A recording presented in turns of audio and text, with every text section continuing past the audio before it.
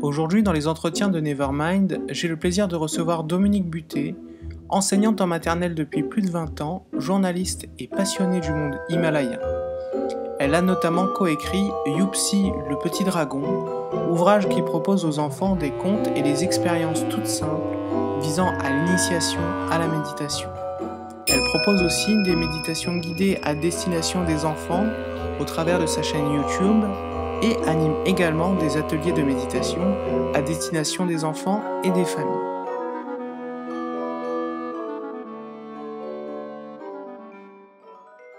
Bonjour Dominique et Bonjour Dominique.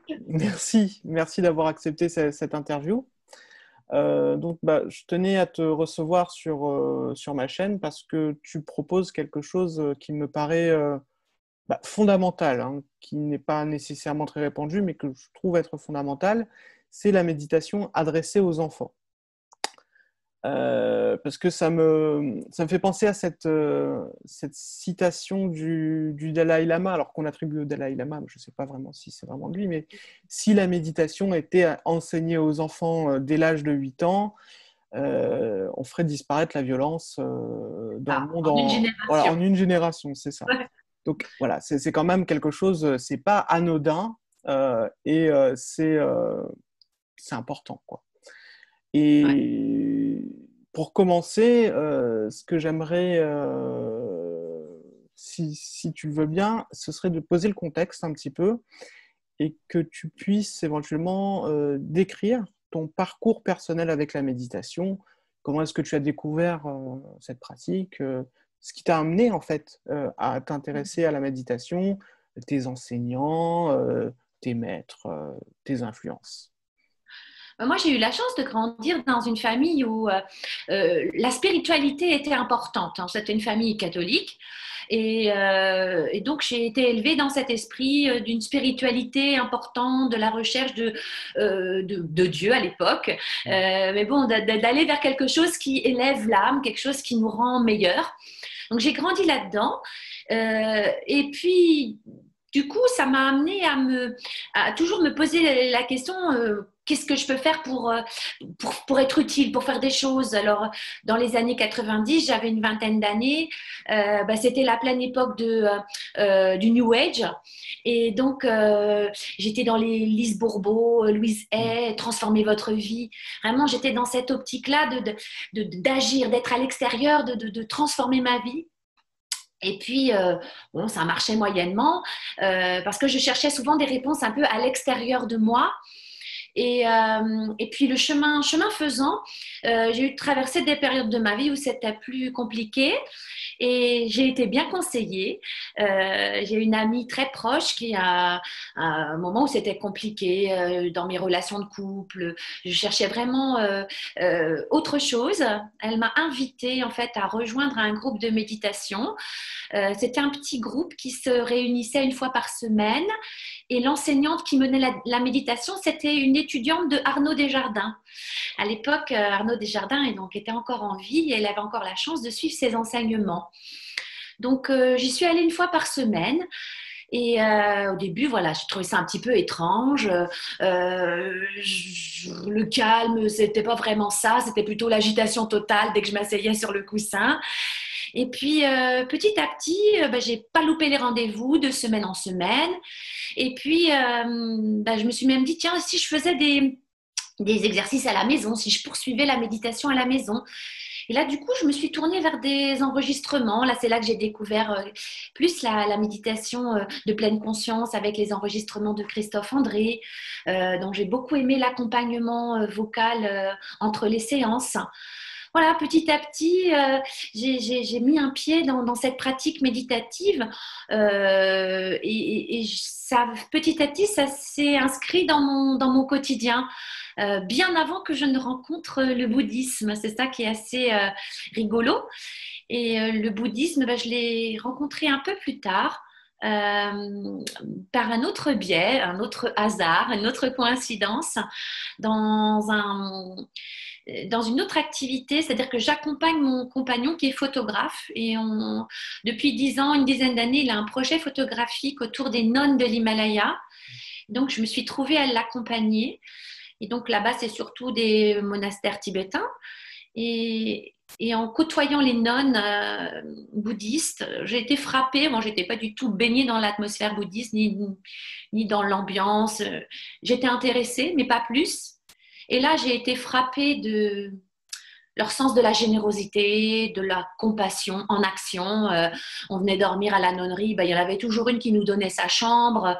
Elle se coupait en quatre pour nous donner à manger. Enfin, une telle ouverture aux autres, une telle générosité. Et ça m'a amené à me dire, mais c'est quoi cette philosophie? C'est quoi certains l'appellent une religion, d'autres une philosophie. Et c'est là que petit à petit, je me suis intéressée au bouddhisme. Et du coup, en s'intéressant au bouddhisme, ben, du coup, j'ai rencontré aussi des gens qui enseignaient.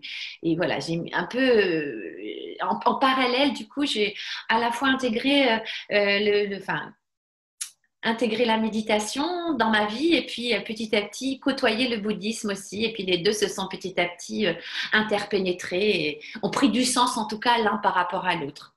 Voilà un petit peu mon parcours. D'accord, bah, c'est un parcours relativement riche. Et donc, au niveau des, des, euh, des voyages, tu as visité quel pays? Tu es allé au Tibet, au Bhoutan, en Inde? Alors, on a eu la chance oui, d'avoir la possibilité de voyager un petit peu dans différentes contrées himalayennes. Tout a commencé autour de Dharamsala parce que on était intéressé par l'exil aussi des Tibétains, les nonnes en exil. Voilà, il y a une problématique autour de l'exil qui nous intéressait. Donc, c'est vrai qu'on a un peu concentré nos premiers voyages autour de Dharamsala. Et puis, on s'est rendu compte à quel point l'éducation en fait, qui était donnée dans les nonneries avait un impact sur l'évolution de la vie des nonnes elles-mêmes, le regard que la société portait sur elles. Et du coup, on s'est dit, c'est vrai autour de Dharamsala, mais est-ce que c'est vrai aussi dans d'autres régions himalayennes? Et du coup, on est allé voir dans des régions plus reculées comme le Zanskar, le Spiti, qui sont des régions du nord-est de l'Inde. Puis on a eu la chance d'aller au Bhoutan, peu de temps, hein. On ne peut pas prétendre connaître le Bhoutan, mais on a eu la chance d'être accueillis dans un monastère au Bhoutan pendant 2 semaines. Ensuite, on est allé au Népal et là aussi, c'était vraiment hyper riche. Toutes ces traditions réunies autour de Katmandou, beaucoup de choses intéressantes qui se passent au Népal. Et puis les 2 dernières années, 2018 et 2019, on a fait 4 voyages au Kham, donc dans la partie orientale du Tibet, hein, celle qui est accessible avec un simple visa chinois. Et on a pu voir un peu les conditions de vie à la fois l'été et à la fois l'hiver. Alors là, on change, on passe du vert fluo de l'été, les montagnes toutes verdoyantes, au blanc vraiment omniprésent. Et là, on mesure à quel point vivre dans un monastère l'hiver, c'est compliqué, hein. Ah bah, c'est sûr que ça doit être. Il faut avoir une pratique, je dirais, intensive pour pouvoir, quelque part, accepter ces conditions de vie et puis avoir une ouverture assez importante, Ouais. j'imagine. Et à chaque Et fois, c'est riche d'enseignements de côtoyer ces femmes qui, en dépit des conditions de vie très spartiates, parfois et très difficiles liées à l'hiver, eh ben, ont une qualité de pratique, une qualité d'écoute et d'accueil. À chaque fois, moi, c'est une grande leçon quand on revient ici à Paris. Oui, j'emporte ça avec moi dans mon cœur parce que c'est très inspirant pour moi au quotidien. alors, bah, justement, en parlant d'inspiration et de quotidien, est-ce que toi, aujourd'hui, tu as une pratique quotidienne ou régulière de la méditation? Comment Alors, est-ce que...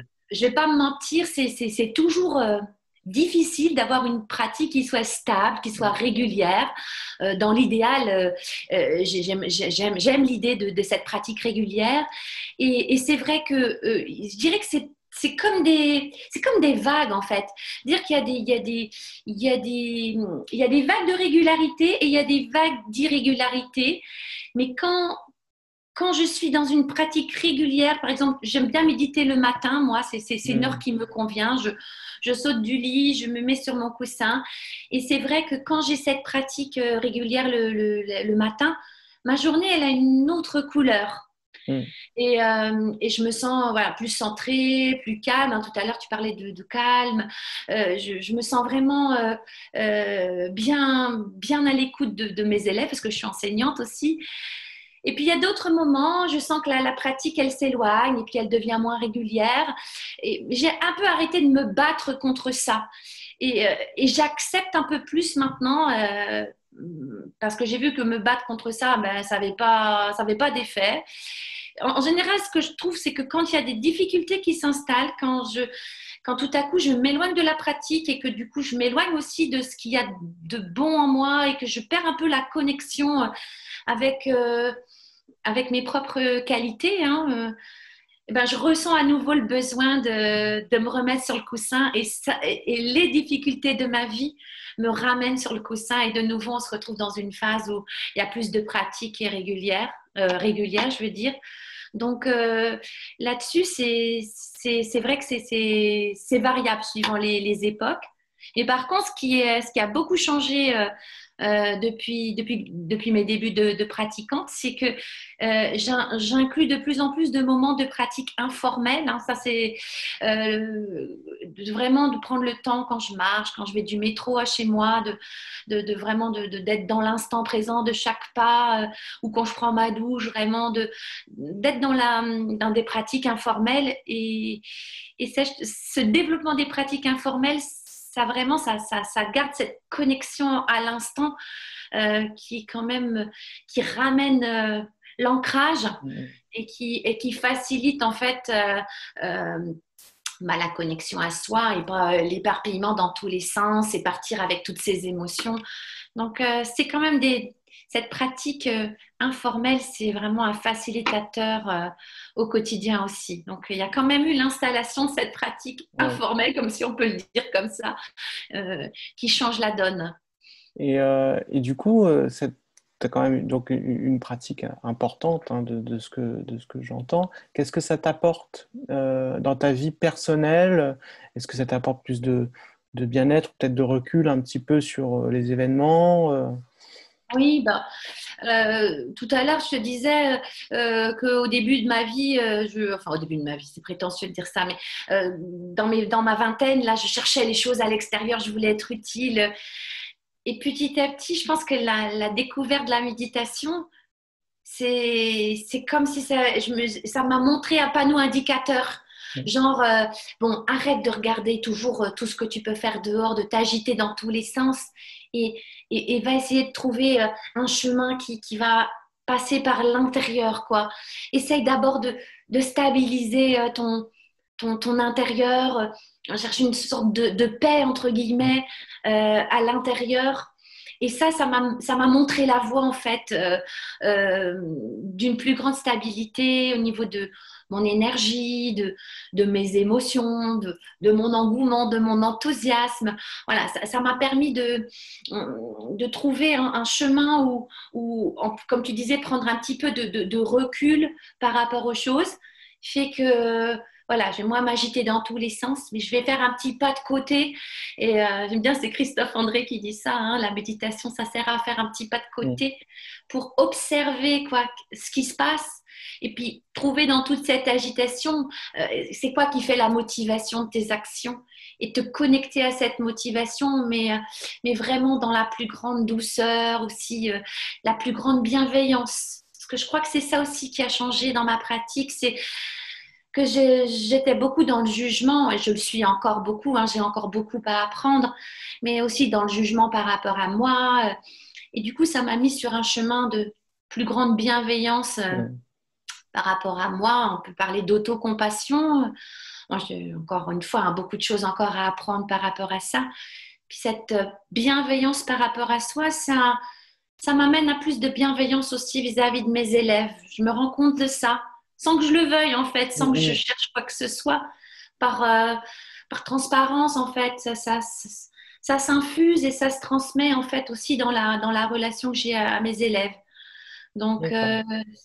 ça pacifie en fait, c'est ça, sans que ça enlève le sel en fait, sans que ça enlève Mm. l'envie, sans que ça enlève la motivation, mais ça ancre les choses. Enfin, moi, c'est comme ça que je le vis en tout cas, et ça donne plus de stabilité et donc peut-être plus d'efficacité à long terme, hein, je ne sais pas, mais Ça paraît être, en tout cas, ça paraît être une pratique qui t'amène vers plus de, oui, c'est ça, d'ancrage dans la vie quotidienne, d'être un peu plus solide, un peu comme le roseau. Moi, j'ai cette image du roseau qui, malgré les intempéries, ne rompt pas quelque part.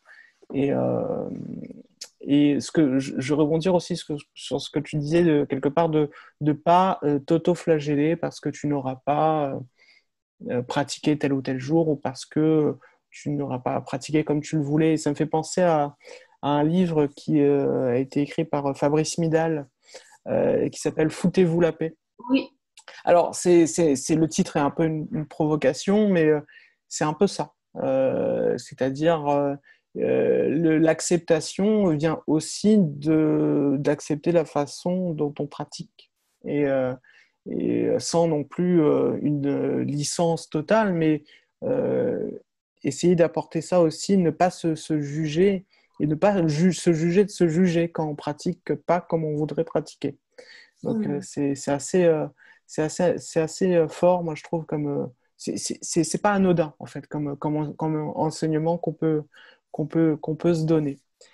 J'ai une autre question qui va rejoindre un petit peu ta profession et ton travail avec les enfants.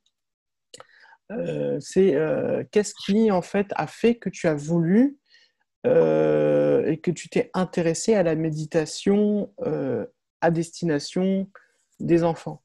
Est-ce que c'est justement ta profession d'enseignante en maternelle qui a dirigé ce chemin, en fait, qui t'a conduit vers ça?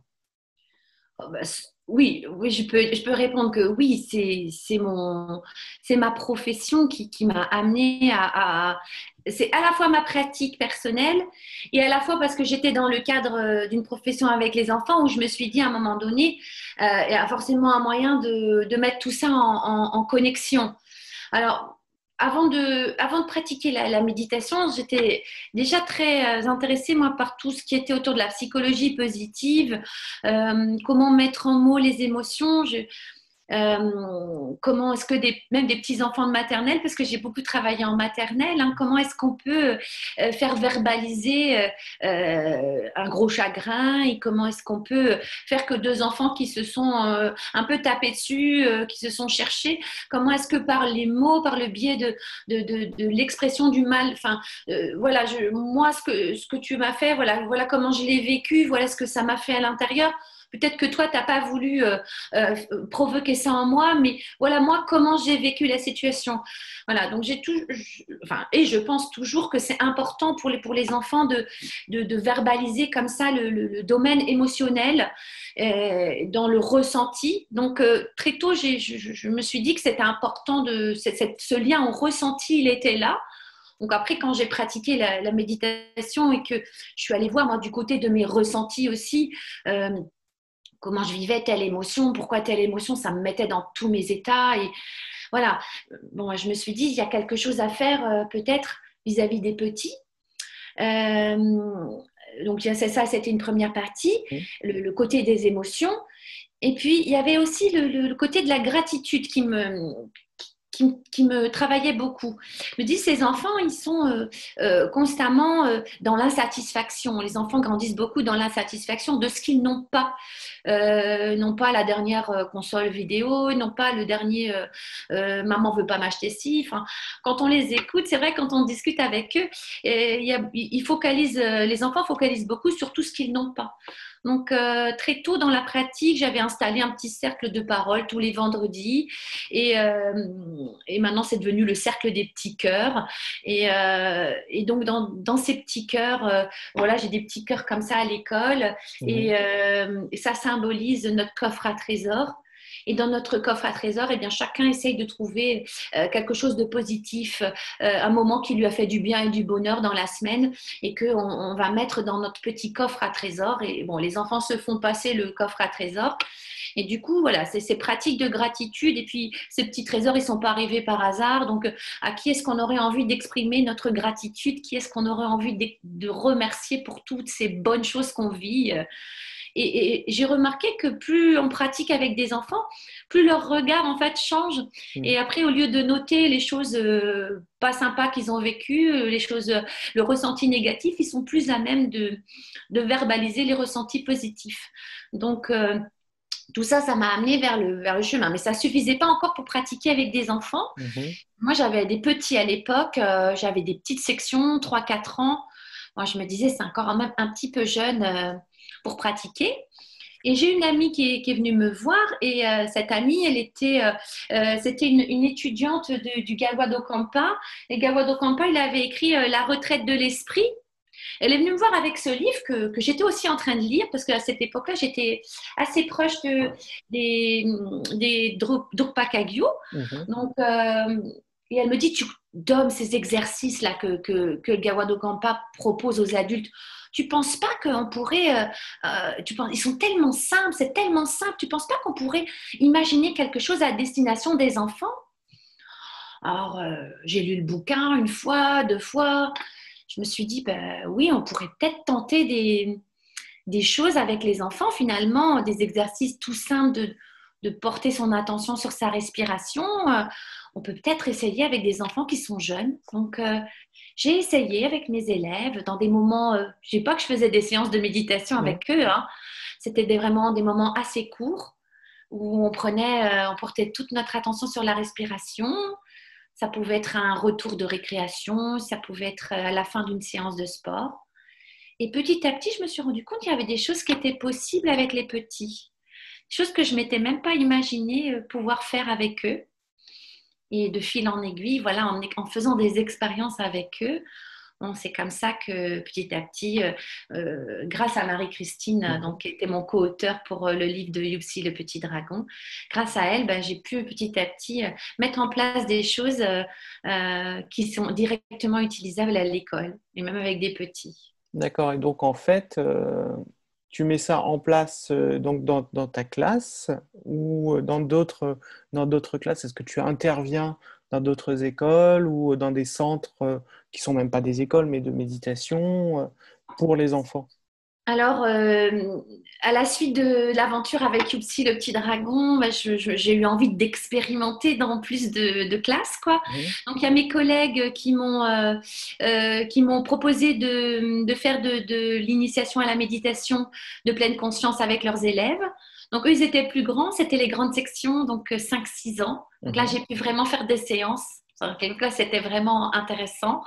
Pas simplement des petits moments ponctuels, mais vraiment des petites séances de 30 minutes, 35 minutes pour découvrir les émotions, poser son attention utiliser les 5 sens pour poser son attention sur le monde d'abord, et puis petit à petit sur les sensations du corps qui bouge, et puis quand on bouge dans tous les sens, qu'est-ce qui bouge à l'intérieur de soi? Vraiment développer la curiosité par rapport à tout ce qui peut nous arriver au départ dans notre corps, parce que les petits sont vraiment connectés à tout ce qui se passe dans leur corps. Donc ça, j'ai pu le faire dans des classes dans mon école, Mhm. grâce au soutien et à la confiance de mes collègues. Oui, c'est... Et puis j'ai eu aussi, donc comme j'étais connectée au centre de Kaigyudzong, bon, près de Paris, ben, ils m'ont proposé de faire des méditations pour les enfants le mercredi après-midi. Donc depuis 2017 maintenant, un mercredi après-midi par mois, il y a des ateliers pour les enfants au centre de Kaigyudzong. D'accord. Et il y a est-ce que c'est, il y a un petit engouement derrière ça? J'imagine qu'il doit y avoir quand même pas mal de public. Enfin, tu dois avoir un certain nombre d'enfants qui doivent venir. Est-ce que tu arrives à, je sais pas, à voir un peu l'évolution ou à les suivre un petit peu pour voir un peu l'impact que ça a? Alors, c'est-à-dire qu'il y a différents types d'enfants qui viennent. Il y a Mhm. j'appelle ceux qui sont tombés dans la marmite, c'est-à-dire vraiment les petits méditants qui sont là depuis le début, hein, qui sont là depuis 2017 et qui reviennent à chaque saison de façon assez régulière. Et eux, ben, en fait, ils ont plaisir à refaire des expériences parce qu'avec des enfants, il faut que ce soit ludique, la Mhm. méditation. On peut pas dire, tiens, on va prendre un coussin, on va s'asseoir, puis on va méditer. Alors, avec des enfants, ça marche pas vraiment comme ça. Donc, heureusement, j'ai mon petit ami là, Yupsi, le petit dragon, qui m'accompagne. Donc, Mhm. il y a le côté ludique, ça c'est très important. Et puis, on leur propose de faire des expériences. Alors, ça, c'est quelque chose qui marche très bien avec des enfants. Et pour faire des expériences, eh bien, utilise différents outils. On peut utiliser les tingshas, on peut Mhm. utiliser le bol. Voilà, on utilise des petits objets un petit peu comme ça magiques que les enfants ont plaisir à retrouver dans les expériences. Et on fait des expériences qui ouvrent à la fois, je dis, on ouvre les yeux pour tout ce qui est travail de l'attention, vraiment. Et puis, on ouvre le cœur pour tout ce qui est ouverture à la bienveillance. Hein. Tu citais sa sainteté tout à l'heure. Dalai Lama a dit aussi, bah, dans l'éducation, c'est important d'éduquer l'esprit, mais il ne faut pas oublier d'éduquer le cœur. Donc, en général, dans nos séances, il y a à la fois des méditations qui vont servir à développer l'attention à soi, aux autres, hein, développer ce lien qu'on peut avoir à soi-même, aux autres, à l'environnement, faire partie d'un tout, vraiment développer cette interdépendance. Et puis ouvrir le cœur, quoi, développer la gratitude, développer cette bienveillance, ces souhaits de bonheur qu'on peut faire à l'égard des autres êtres qui peuplent la terre. Voilà, vraiment ouvrir son cœur, faire que on n'est pas tout seul dans l'univers, mais Mhm. on est connecté en fait à plein d'autres êtres. Et ça, les enfants sont très réceptifs et ils vous regardent pas comme si vous arriviez d'une autre planète. Pour eux, c'est naturel. Cette connexion à l'environnement, cette connexion aux autres, elle se fait très naturellement, en fait. D'accord. C'est ça que j'ai remarqué en faisant les ateliers. Vraiment, il y a quelque chose chez les enfants, une aptitude naturelle à se connecter. Donc, il y a ces enfants qui sont régulièrement, puis de temps en temps, il y a des enfants qui vont, qui restent là deux, trois séances, et puis qui ne reviennent pas, ou qui reviennent Mhm. l'année d'après. Et il y a tout un tas de publics différents, comme tu disais tout à l'heure. D'accord. Mais en fait, on maîtrise rien. En fait, il n'y a pas de contrôle par rapport à ça. J'ai l'impression de semer des petites graines. Voilà, je pratique avec eux parce que je crois que c'est important quand on est un adulte et qu'on veut pratiquer avec des enfants. De ne pas faire semblant, pas de leur dire vous allez faire ci, vous allez faire ça. Non, vraiment, on pratique ensemble. C'est une pratique qu'on fait comme si on la faisait avec des adultes, en fait. Hein. On la fait ensemble et on pratique ensemble. Et puis, en pratiquant ensemble, ben, on sème des petites choses dans leur cœur, dans leur esprit, mais on n'a pas de contrôle par rapport à ça. Et ils s'approprient les choses. Et moi, je suis persuadée que ces petites graines qui sont semées, à un moment donné, elles Mhm. vont continuer leur croissance. Peut-être que ces enfants-là vont faire juste quelques séances, mais à un moment donné dans leur vie, ça va avoir semé quelque chose qui va faire du sens. Ça, moi, j'en suis persuadée.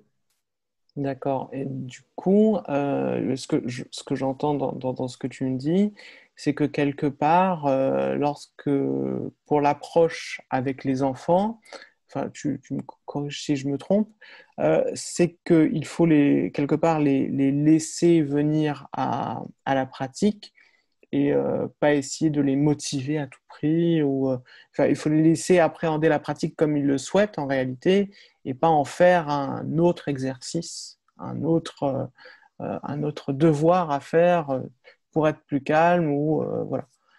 Voilà. Oui, j'entends ce que tu dis. Dans ce que tu viens juste de dire, moi j'entends l'injonction souvent, Mm, l'injonction à faire des enfants calmes. mm, mm. Et ça, vraiment, c'est quelque chose qui parfois me hérisse le poil, dans le sens où la méditation, c'est pas fait pour faire des enfants calmes. C'est vrai qu'à long terme, on peut espérer que la pratique méditative, comme pour nous les adultes, hein, de la même façon que ça va nous amener à plus de calme, forcément, si les enfants pratiquent, à long terme, ils vont prendre de la distance par rapport à leur vague émotionnelle, ils vont être plus calmes. Mais on ne peut pas attendre dans une classe quand on pratique, hein, je pense en tant qu'enseignant, Mm. on ne peut pas vendre la méditation comme un outil de calme. Ça, D'accord, ce serait mentir en fait. d'accord. Et alors, laisser les enfants venir à la pratique, oui. Mais je pense que spontanément, ils vont peut-être pas venir à la pratique tout seuls. Donc, les inciter, c'est important. Hein, leur proposer quelque chose qui soit ludique, sous forme de... On va faire des expériences. Alors, on peut se faire un petit cahier d'expérience aussi. Ils aiment bien, les enfants, avoir leur petit Mm. cahier. On marque le titre de l'expérience et on fait ensemble, on pratique ensemble l'expérience. Puis, on fait un petit retour sur expérience. On en parle. Ben là, qu'est-ce que toi, tu as ressenti?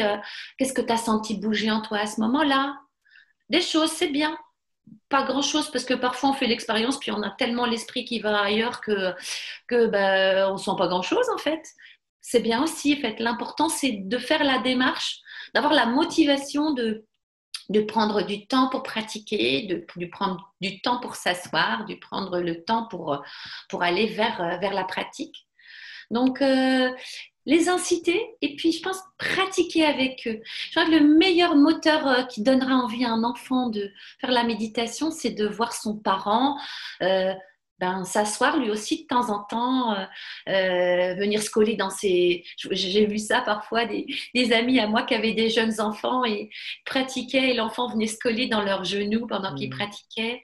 Il y a une forme de parler de transmission tout à l'heure et je pense qu'il y a là-dedans aussi, dans la motivation, une forme de transmission.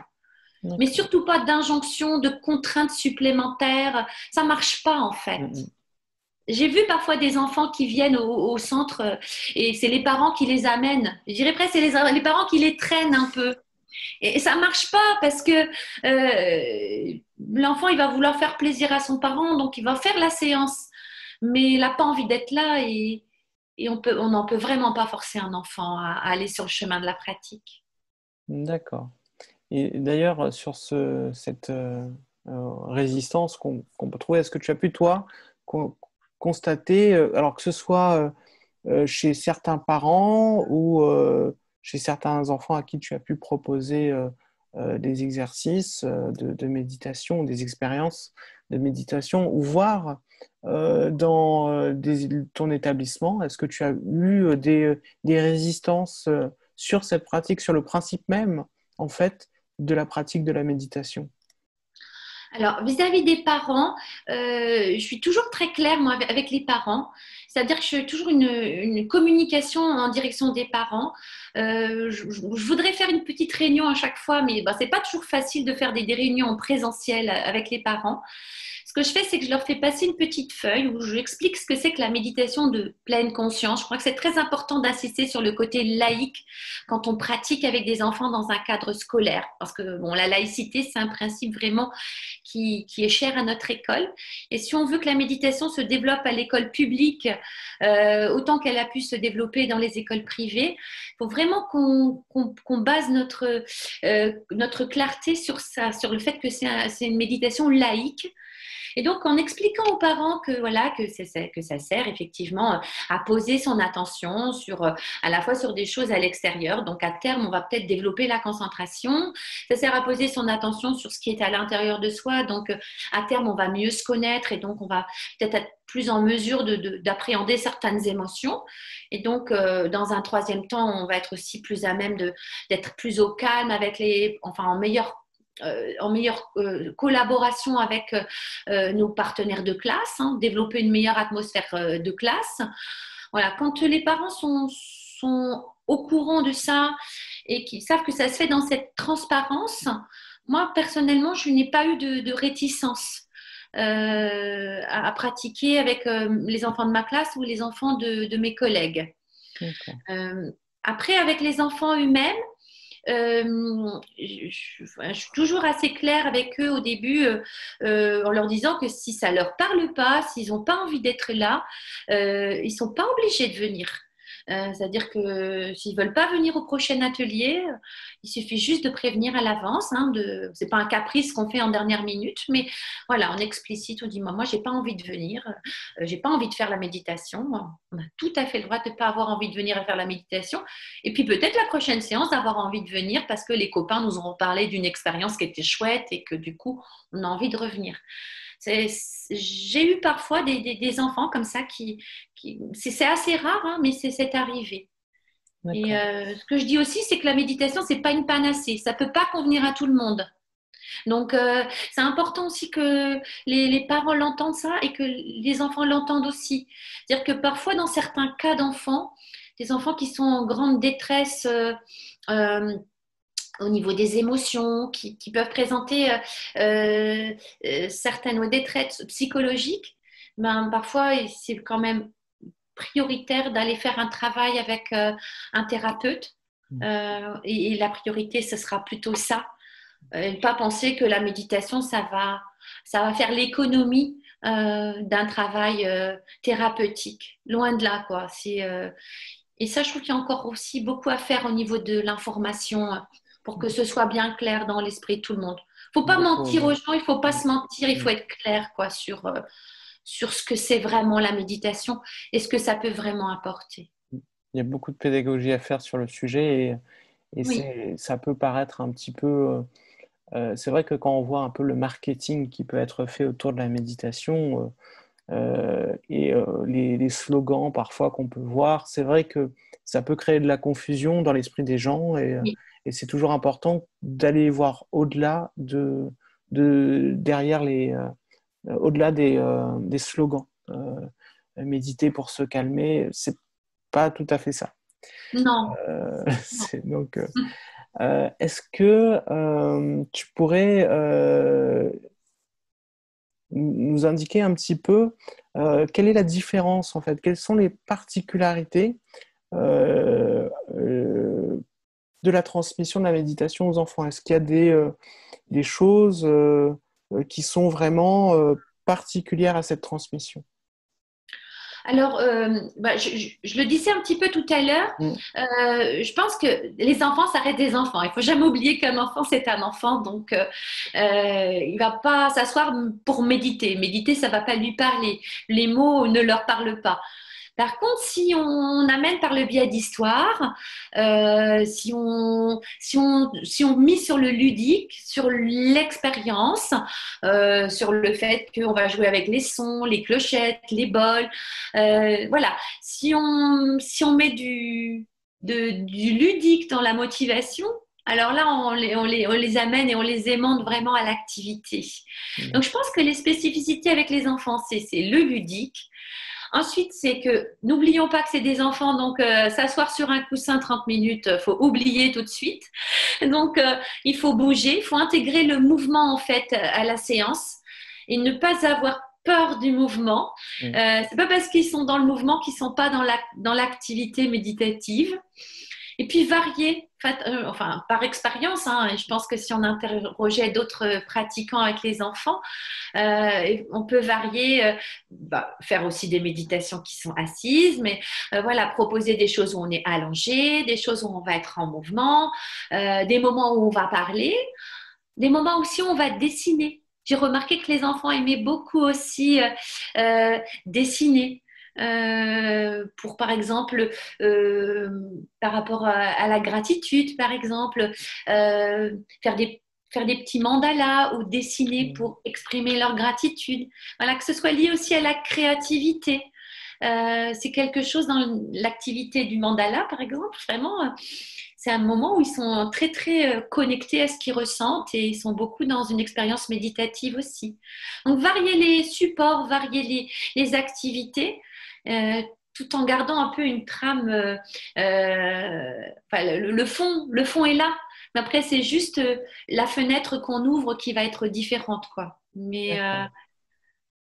D'accord. c'est Alors vrai que justement, est-ce que tu pourrais, pour illustrer un petit peu ça, euh, faire une petite démonstration, une petite méditation guidée spécifique pour les enfants, ce que tu as l'habitude de pratiquer avec eux?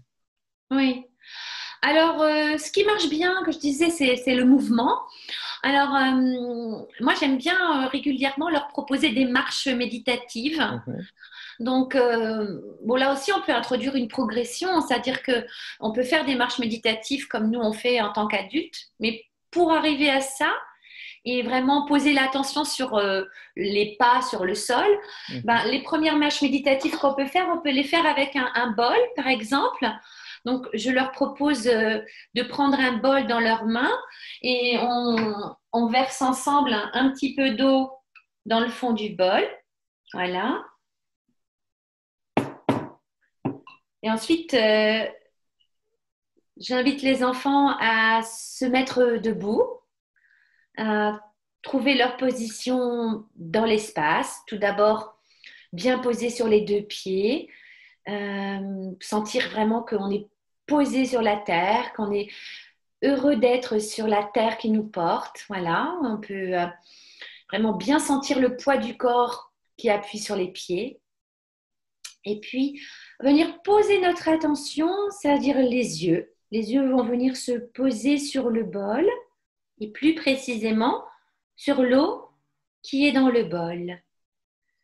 Et notre objectif dans la marche qui va suivre, ça va être de faire en sorte que notre attention soit posée sur ce bol et que l'eau dans le bol reste la plus calme possible, hein. Comme si c'était non pas des vagues dans l'océan, mais soit comme un lac de montagne ou un étang avec l'eau qui est très calme et qui est assez plate, sans remous. Et donc,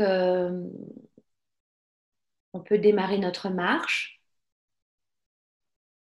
On va lever le pied droit, décoller le talon doucement, lever le pied, aller le poser devant soi. Faire de même avec le talon gauche, lever le talon gauche, lever le pied gauche et aller le poser devant soi. Et petit à petit, enclencher une marche dans la pièce, dans la direction qu'on veut, qu'on souhaite, tout en gardant les yeux posés sur l'eau qui est dans le bol. Oui, de manière à ce que cette eau soit la plus calme possible.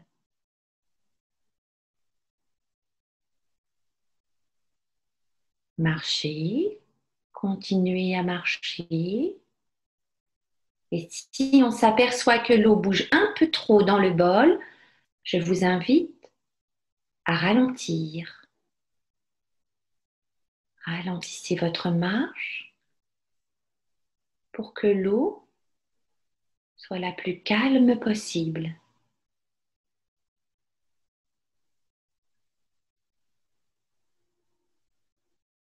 Continuez ainsi à marcher. Levez le pied droit, avancez-le, puis le gauche, à votre rythme.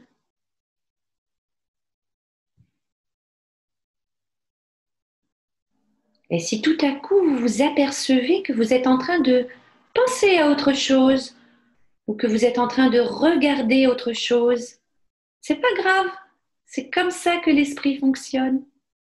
Revenez tout simplement poser votre attention sur le bol et continuez votre marche en faisant en sorte que l'eau soit la plus calme possible.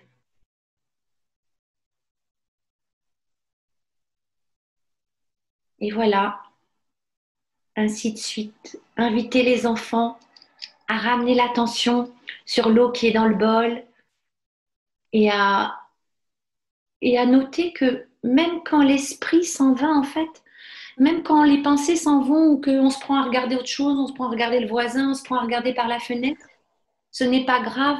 C'est comme ça que l'esprit fonctionne et que toute l'activité de méditation, ça va être de ramener l'attention à l'eau qui est dans le bol. Et ça, on peut le faire au début avec un bol d'eau. Après, on peut le faire sans le bol d'eau. On peut le faire en portant attention juste à ses plans de pied. Et puis ensuite, porter attention à ses jambes entières qui marchent dans l'espace. En fait, il y a toute une progression qu'on peut induire comme ça avec les enfants dans la marche méditative. Et c'est quelque chose qu'ils aiment beaucoup, beaucoup, beaucoup, la marche dans l'espace. Et, D'accord. oui. C'est vrai, et je me demande même si ce serait pas bien pour des adultes. Oui, Parce que ça permet de bien focaliser en fait le fait qu'il y ait le bol, donc il faut quand même le tenir, hein. Et puis, ouais. bon, il n'y a pas que la marche, on se concentre aussi sur le fait c'est un petit peu une sorte de, comme on dit en psychologie, il y a une sorte de neurofeedback, donc on voit en fait réellement avec l'eau si on est attentif ou pas, parce que si on n'est pas attentif, ben, l'eau, elle va bouger. Donc c'est très concret, hein. C'est très pratique. Et ce que Euh, tu disais quand tu dis, je sais pas si on pourrait faire ça avec des oui, adultes. c'est ça. Et je trouve que l'expérience que j'ai là depuis ces quelques années où je pratique avec les enfants, c'est que les méditations les plus simples en fait sont celles qu'on peut pratiquer presque toute la vie. Mm. En fait, je me dis, mais les méditations les plus simples que je fais avec mes élèves, mais c'est aussi celles que je me prends à faire sur le coussin moi aussi quand je me mets à la pratique. Je me Et dis, oui, ça permet de mettre de côté un petit peu l'esprit enfin, intellectuel, quoi. Donc, on est moins dans l'intellect et il y a certaines pratiques peuvent être très sophistiquées et oui, donc qui font quand même appel beaucoup à l'intellect et ça peut être pour certains un obstacle. Et du coup, le fait de revenir à quelque chose de très basique et très fondamental, c'est pas du tout une régression en réalité. C'est non. juste, ça permet vraiment de se reconnecter au moment présent et puis à ce qu'on fait et à son expérience là, maintenant, qu'est-ce qui se passe? Moi, Et, si je peux me permettre, pendant le confinement, j'ai beaucoup écouté. On avait la chance d'avoir plein d'enseignants qui faisaient des enseignements en ligne. Ça, c'était magnifique. Et j'ai suivi notamment John Kabat-Zinn, donc, qui a vraiment fait beaucoup pour la méditation de pleine conscience. Il a donné d'une façon généreuse tous les soirs des rendez-vous aux étudiants de par le monde. Et encore une fois, en l'entendant enseigner, j'ai été frappée par la simplicité de juste cette respiration. Enfin, portez votre attention juste cette respiration-là, maintenant, celle-ci. Et je trouvais que c'était d'une profondeur et d'une simplicité. Moi, ça m'a émue. Celle-là, cette respiration-là, maintenant. Pas besoin d'aller chercher tout un tas de trucs qu'on pourrait se raconter quand on pratique sur le coussin, parce qu'on finit par se créer des petites habitudes, des petites routines. Et là, je me suis dit, mais décape le truc, quoi. C'est juste cette respiration. Et comment dans cette respiration, on peut être connecté à toutes les personnes, les 7 milliards d'êtres humains qui ont aussi en ce moment cette respiration. J'ai trouvé ça hyper émouvant, quoi. Ça m'a vraiment ramené.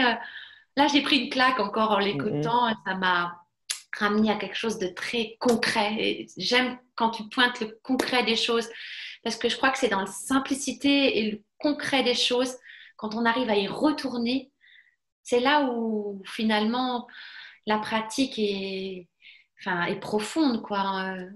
puis c'est vraiment le côté pragmatique et de l'adaptabilité, parce qu'en réalité, qu'est-ce qui marche? Bah déjà, il n'y a pas de réponse absolue, enfin, j'imagine. Ça va dépendre de la personne, ça va dépendre du moment aussi. Il y a des choses qui vont marcher à un moment, puis vont plus marcher parce que il y a la vie, hein, c'est pas séparé de la vie. Et du coup, c'est vrai que ça permet d'avoir des pratiques plus simples et peut-être des Oui, pratiques plus complexes parce que parfois aussi, on est plus réceptif à d'autres pratiques. Mais c'est vrai que les méditations pour les enfants, ben, j'ai l'intuition que ça pourrait aussi, à certains moments, être des pratiques qui ont du sens pour les adultes. oui. Alors, je voulais te poser une autre question sur toujours cette méditation pour les enfants et sur le livre que tu as coécrit avec, alors je l'ai noté, Marie-Christine Champocuna. alors voilà, Marie-Christine Champeau-Cunin. Et donc, le livre s'appelle C'est la méditation pour les enfants avec Yupsi le petit dragon, il Oui, me semble. Et oui, alors, cet ouvrage a été préfacé par Mathieu Ricard, donc qui, c'est pas n'importe qui, hein. Donc là, on est quand même, c'est quand même un gage d'authenticité des enseignements qui sont délivrés dans cet ouvrage. C'est-à-dire que c'est pas juste des gadgets ou c'est quelque chose euh, d'authentique. Alors, ma question, c'est comment est-ce que tu en es arrivé à écrire ce livre et qu'est-ce qui t'a... Parce que bon, bah, écrire un livre, c'est quand même pas anodin, hein, ça prend du temps, ça demande de l'énergie et puis c'est un projet qui, pour le coup, peut être incertain parce qu'on ne sait jamais comment ça va se terminer. Et qu'est-ce que tu as retenu de cette expérience? Hmm. Alors, comme je te disais tout à l'heure, pour le livre, moi j'en étais à mes petites expériences en classe. Et quand mon amie Marie-Christine est venue me voir avec la retraite de l'esprit, et elle est venue un peu me titiller en tant que pratiquante. Elle dit, toi, tu as les pieds dans la réalité avec les enfants. Moi, elle-même, c'est une grande pratiquante. Et elle me dit, moi, j'ai l'expérience de la méditation en tant qu'adulte. On pourrait peut-être allier nos expériences. Toi, ton expérience avec les enfants et moi, mon expérience de la méditation en tant qu'adulte. Et donc, on a commencé à travailler ensemble. Moi, toute seule, j'aurais jamais fait un livre, en fait. Ou peut-être plus tard, je sais pas. Hein, mais là, à l'époque, en 2014-2015, quand elle est venue m'en parler, parce que ça a bien pris, il est sorti en 2016, donc ça a bien pris 2 ans de maturation. Mhm. À l'époque, je pensais pas du tout faire un livre. Moi, j'en étais encore à expérimenter des choses avec mes élèves. Voilà. Et donc, on a travaillé ensemble. J'ai expérimenté des choses dans la classe. On a vu ce qui était fondamental, la reconnaissance des émotions, des pratiques toutes simples d'attention à la respiration, des pratiques de gratitude. Et on s'est dit qu'avec des jeunes enfants, il ne fallait pas multiplier les pratiques, mais il fallait plutôt se focaliser sur certaines pratiques qui leur sont assez accessibles et faire en sorte que ça devienne un rituel parce que c'est quand même important d'essayer de ritualiser la pratique et de faire en sorte qu'elle soit régulière. Et on se disait que si on distillait ça chez les enfants, c'était leur ouvrir la voie d'une pratique plus régulière peut-être quand ils grandiraient, quand ils seraient adultes. Donc, c'était l'objectif du livre, proposer à des parents, parce que ça n'a pas été écrit à destination des classes, même s'il a été utilisé après dans les classes, hein. C'était proposer à des parents à la maison d'instaurer un rituel, donc incluant la reconnaissance des émotions, l'attention à la respiration, donc première pratique de méditation, et puis la gratitude en cherchant chaque soir avant de se coucher un moment qui avait fait du bien et du bonheur et exprimer sa gratitude. On voulait créer un petit moment de rituel comme ça chez les jeunes enfants. Donc ça, c'était l'idée du livre. Mhm. Et donc, du coup, moi, je l'ai étayé avec l'expérience que j'avais dans la classe, même s'il n'était pas destiné à être utilisé en classe.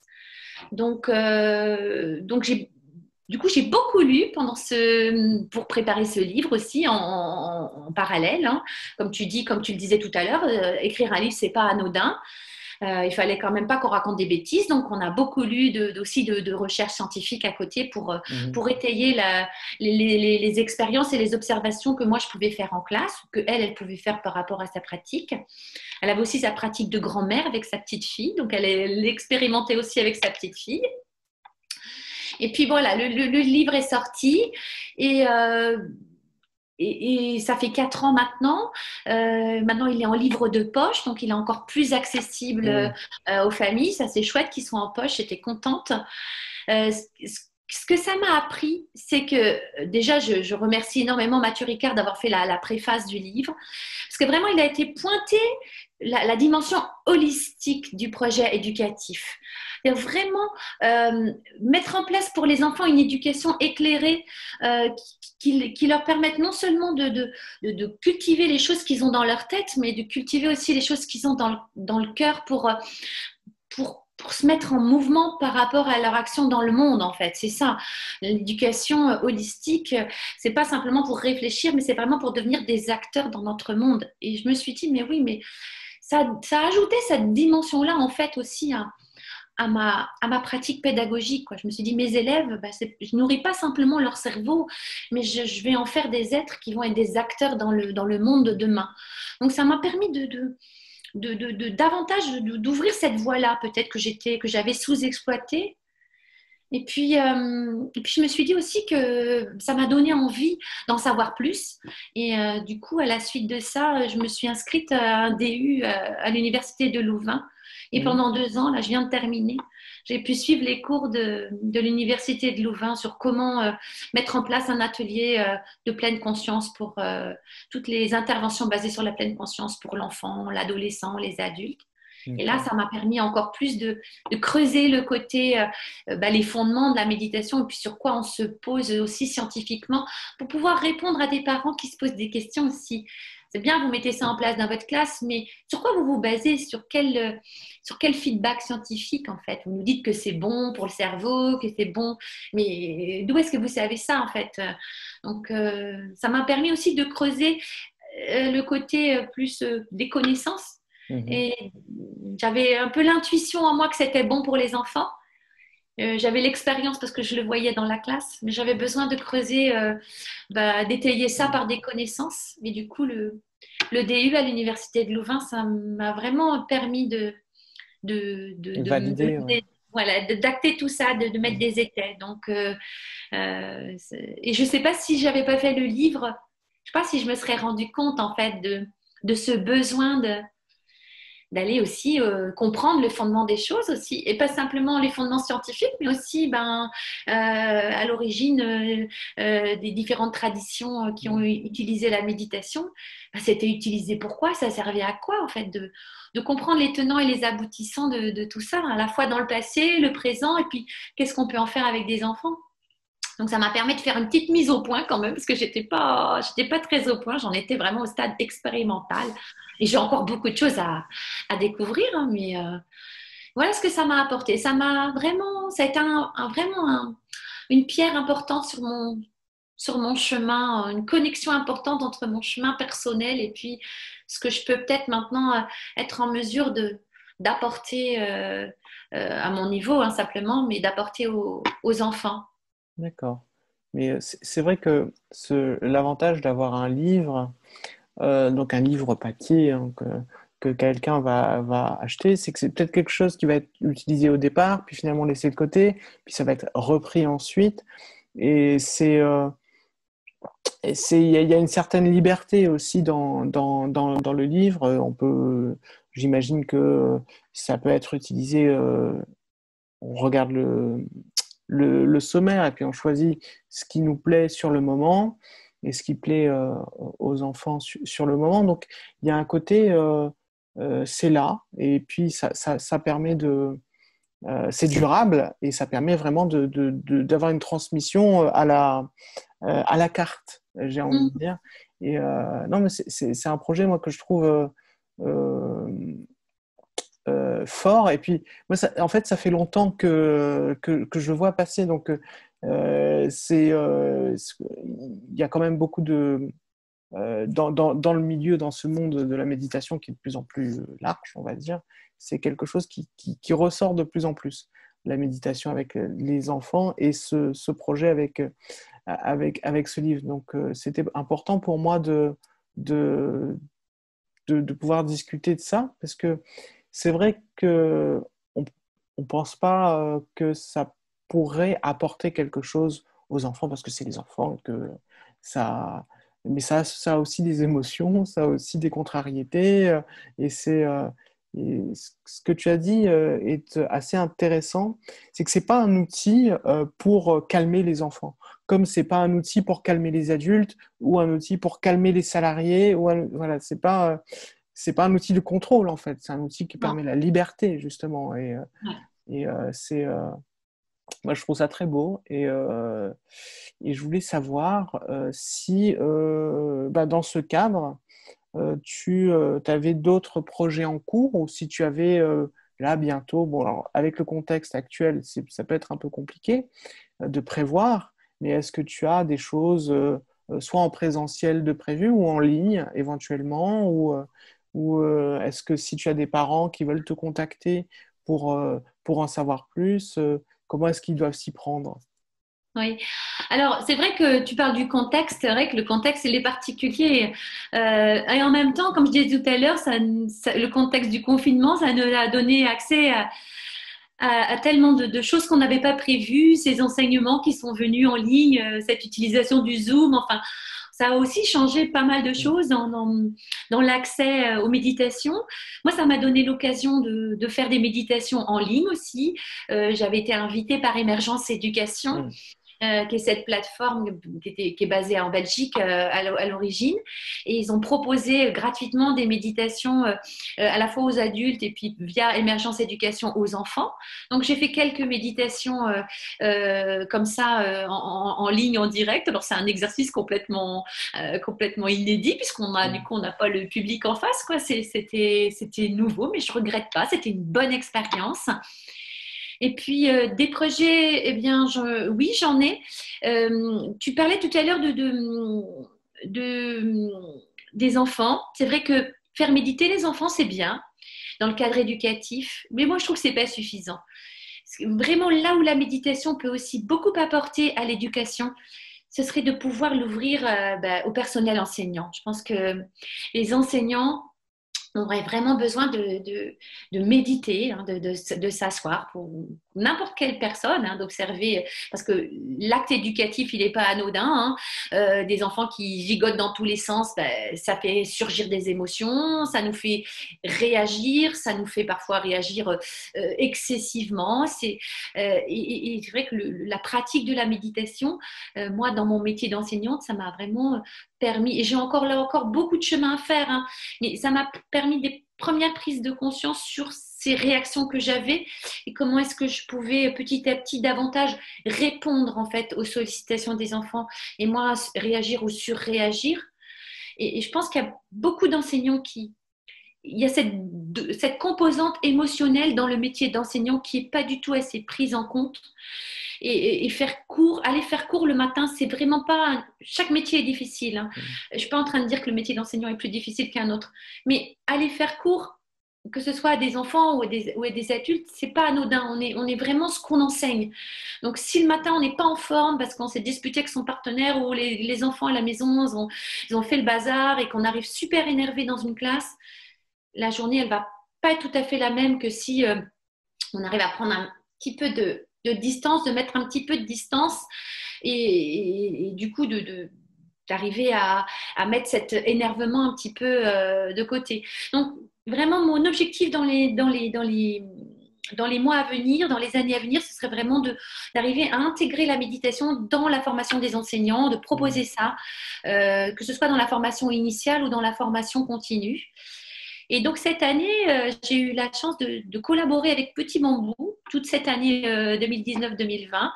Et pendant le confinement, comme j'avais du temps, du coup, j'ai conçu un programme à destination des enseignants qui Mm. sera mis en ligne sur Petit Bambou à la rentrée, qui permet d'accompagner les enseignants euh, dans leur pratique de classe, proposer la méditation aux enfants. Donc, sous une forme ludique, avec des histoires, avec les émotions, enfin, avec toutes les composantes, mais aussi en leur proposant de pratiquer avec leurs élèves et d'échanger sur leurs expériences au même titre que les enfants vont parler de leurs expériences, que les enseignants puissent aussi avoir un moment vraiment de connexion avec leurs élèves. C'est pas je te dis de faire ça et tu pratiques et on est dans une relation comme ça frontale, mais on est vraiment dans une relation où on pratique ensemble et d'inviter les enseignants à pratiquer ensemble avec les élèves, peut-être à terme pour pouvoir petit à petit les amener aussi à pratiquer chez eux avant d'aller en classe pour être davantage prêt à enseigner, quoi. C'est euh, c'est mon projet, voilà. Bah, Donc, c'est un très beau projet. Je mettrai dans la description de la vidéo, je mettrai tous les liens hein, pour pouvoir te contacter, aller voir éventuellement. Tu as un site internet ou je sais pas si tu as un site ou des réseaux sociaux éventuellement, oui, ta chaîne YouTube oui, également que je mettrai en lien pour que les personnes qui sont intéressées et qui voudraient creuser un peu la question puissent voir un petit peu plus en détail également où se procurer le livre. Ça peut être, ça peut être quelque chose d'intéressant pour eux. Donc, je mettrai tout ça en description. Et on va s'arrêter là. Je vais te remercier encore une fois de ce partage qui est très complet déjà. Merci pour la méditation guidée, très riche. Et j'espère que voilà, ça va pouvoir en inspirer certains ou en rassurer d'autres, je ne sais pas. Et donc, merci et je te souhaite une très bonne continuation. Oui. Merci à toi, Ludovic, de m'avoir donné cette possibilité d'échanger sur ce sujet qui est cher à mon cœur. Merci beaucoup. Pas de souci.